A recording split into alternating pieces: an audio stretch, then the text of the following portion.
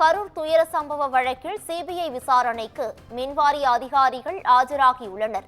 இதுகுறித்தான முழு விவரங்களோடு எமது செய்தியாளர் கிருஷ்ணமூர்த்தி இணைப்பில் இணைகிறார். கிருஷ்ணமூர்த்தி வணக்கம். இதுகுறித்தான முழு விவரங்களை பதிவு பண்ணலாம்.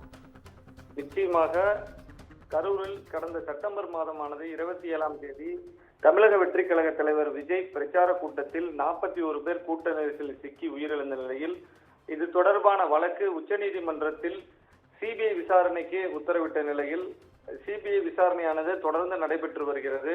இதில் குறிப்பாக வேலுச்சாமிபுரம் பகுதியில் உள்ள கடை நிறுவனங்கள் நடத்தி வரும் நபர்கள் மற்றும் அருகில் இருந்த பொதுமக்கள் மற்றும் பல்வேறு கோணத்தில் சிபிஐ அதிகாரிகள் விசாரணை மேற்கொண்டு வருகின்றனர். தினம்தோறும் சம்மன் அனுப்பப்பட்டு தினமும் ஆஜராகி வருகின்றனர் பலர்.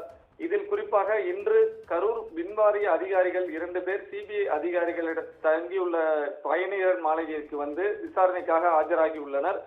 சிபிஐ அதிகாரிகள் சம்மன் அனுப்பி இருந்த நிலையில் 2 தமிழ்நாடு மின்சார வாரிய அதிகாரிகள் தற்பொழுது விசாரணைக்காக ஆஜராகி உள்ளனர் என்பது குறிப்பிடத்தக்கது. பவித்ரா,